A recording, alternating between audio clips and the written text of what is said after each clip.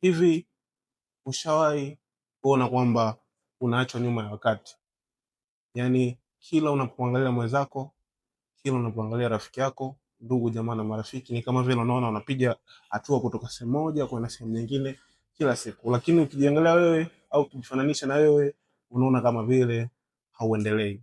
Hii ni kwa sababu unaishi katika timeline ya watu wengine, au unaishi katika wakati na katika muda wa watu wengine, kwa sababu kila mtu ana wakati wake sahihi wa kufikia malengo yake na kufikia ndoto yake.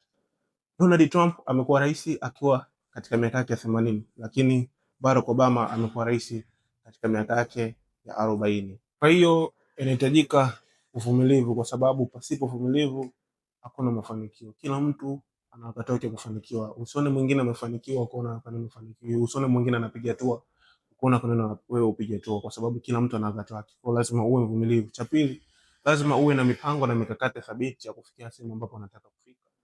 Inaweza ikawa ni mipango ya muda mrefu au mipango ya muda mfupi, lakini lazima uwe na mipango kuhakikisha unataka kwenda unapotaka kufika. Lakini cha tatu ni kufanya, kwa sababu wengi wanawaza ila hawafanyi. So lazima uwaze, lakini pia ufanye kila kitu ambacho unasema. That is